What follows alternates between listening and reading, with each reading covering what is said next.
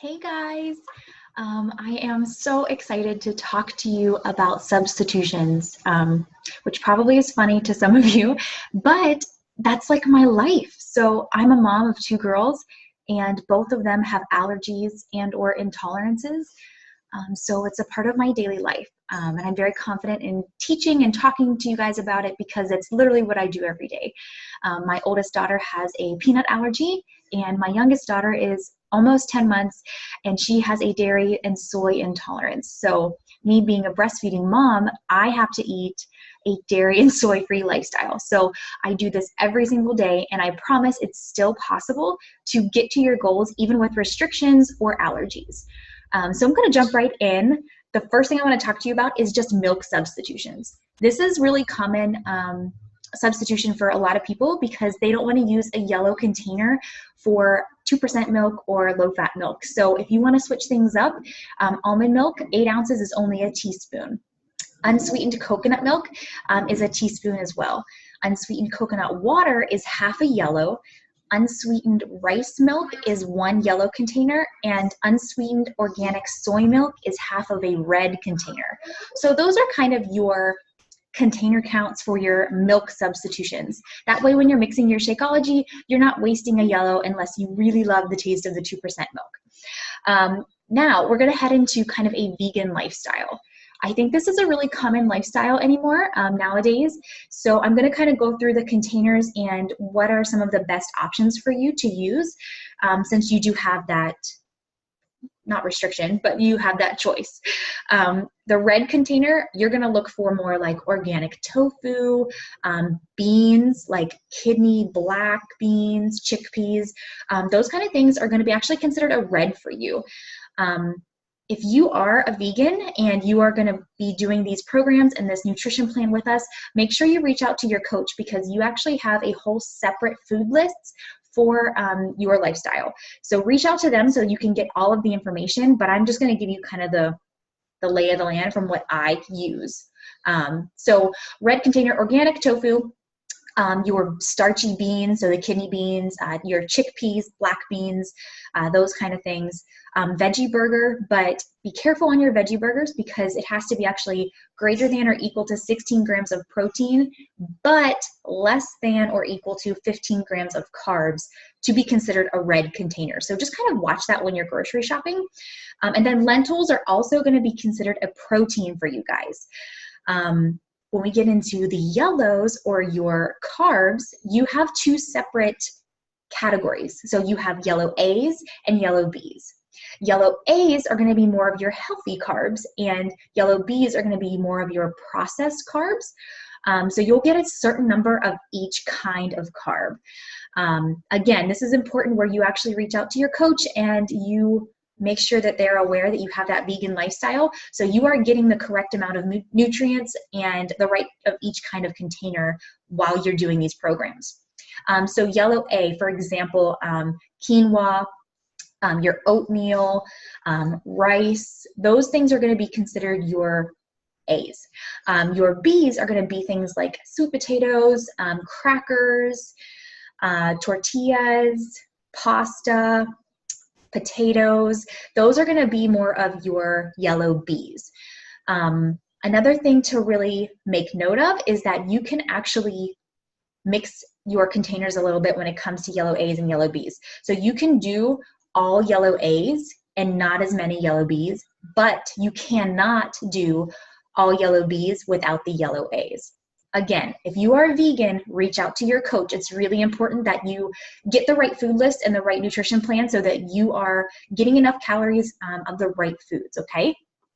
So that's just a little bit of those containers. The next container is the blue, which obviously there's no cheese for you guys in there. So you're going to focus on your avocado, your hummus, and then all of the different nuts. So, you know, almonds and cashews and that kinds of stuff. That's what you're going to be really focusing on for your blue container. Okay, done with vegan for now. You can really dive into that. So, you know, do your research before you begin if you're vegan. Those of you who are gluten-free, I want to talk to you for a little bit as well.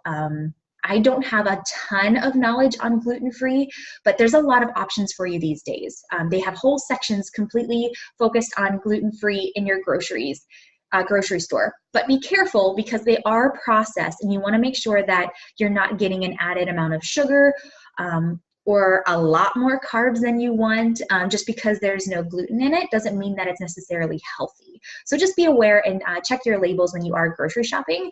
But some things that I know that I can give you for examples for your yellow containers are brown, white, or wild rice, totally good for you guys.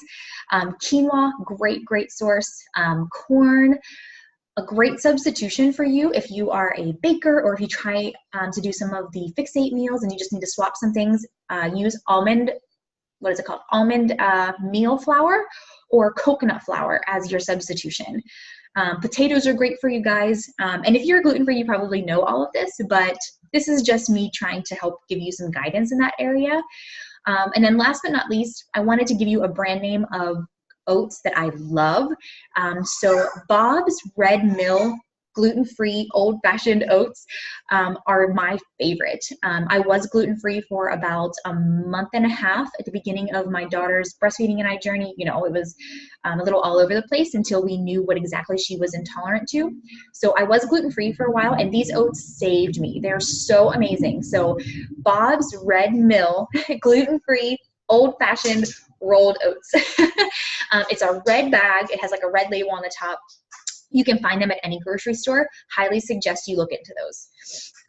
Okay, so that's kind of the two biggest things that I wanted to hit, but there are some general substitutions that you guys can use just to incorporate more veggies into your meal or just to switch things up, and I want to share those with you as well. One, zucchini noodles. Don't be scared to try this. Use this for spaghetti, for lasagna. It is such a great substitution because you're getting that added green container in. You're getting more vegetables in, and they taste really good, I promise. So zucchini noodles are a wonderful substitution for any pasta dish, really. Cauliflower rice. I love cauliflower rice. One, because I feel like I'm eating a ton of it. Like I feel like the portion size for the cauliflower rice is so big. So I think it's kind of a mind game with me where I feel like I'm eating all of this food and all of these calories, when in reality, they're vegetables. It's wonderful. So cauliflower rice is so great. I use this for like stir fries and other things similar to that. It's just a really great and easy substitution. You can buy them in the bags where you just steam them in the bag in the microwave. So it's fantastic. Another great swap is Greek yogurt. You can swap plain Greek yogurt or use plain Greek yogurt instead of your sour cream and things like that in recipes. It's a great swap. You get that extra protein in there. Extra virgin olive oil, you can use that instead of your butter. That's what I do, being dairy-free. So I use my extra virgin olive oil in my teaspoons all the time for that, just to give it extra flavor. Another great swap is your avocado instead of mayonnaise. This is awesome, guys. I use this for chicken salad or egg salad all the time. Now, obviously, if you're vegan, then you're not going to do the egg salad, but the chicken salad with the avocado is fantastic. It tastes so good. It gives you that creamy texture that you really are looking for with the mayonnaise, but without the extra added fat or I guess that, not that there's less fat, but you have the healthy fat rather than the other kind of fat. So that's good. Another one that's probably really familiar to you guys is like turkey or chicken meat, so ground up, or just having that instead of your beef. But I want to point out, it is not bad to have lean ground beef or lean burgers or anything like that in your diet. Red meat is super important to your diet, and you know, obviously, unless you're vegan, then obviously if you're vegan, then you're getting your protein from other sources. But red meat is really good for you as a protein source. You just don't want to have it all the time. So, you know, swap those occasionally, but don't be scared to have red meat in your diet if that's your lifestyle. Spaghetti squash. Love this vegetable. It's so easy, guys. It's versatile. You can add pretty much whatever you want on top of the spaghetti squash. You cut it in half and you bake it, and it's just really good. And like I said, it's so versatile. So you can go anywhere from just making regular spaghetti with it to doing something with, like, I've done a extra virgin olive oil with like feta and broccoli and chicken, and like So amazing, guys. So you can really make this your own, and it's a lot of serving in that 1/2 of a spaghetti squash. So again, you're eating a lot, but it's vegetables, and it's an easy way to get it in for your day. Last but not least, you can actually use lettuce, which I'm sure you've seen, instead of tortillas or bread.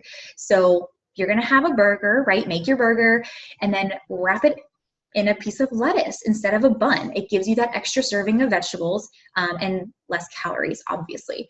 Same thing with tacos, right? Lettuce tacos, that's a big thing too. Taco Tuesday, you can still totally participate in that. Swap it out, guys. These are easy, simple changes. And I love this because you can make tacos for your family with the regular tortillas, and then you can use the lettuce, so you're not making 4 different meals for everybody. And the last thing I want to leave you with is the best and easiest form of ice cream, okay? Frozen bananas plus a teaspoon of nut butter. I use sunflower seed butter because of our peanut allergy, but obviously peanut butter, almond butter, whatever you love. And then I top mine with coconut flakes. But if you just blend up 1/2 of a frozen banana and a teaspoon of your nut butter, it is literally ice cream, and it's so easy, and it's a purple and a teaspoon. You can't ask for anything better than that. So be creative. Don't be worried to try these different, substitutions, or to reach out to your coach if you have any questions on that. So I'm being paged, but if you guys have any questions on healthy substitutions, please reach out to me. I have been doing this for, 5-6 months of being very restricted. And there's many others on our team who would be happy to help you. So I hope this helped you guys.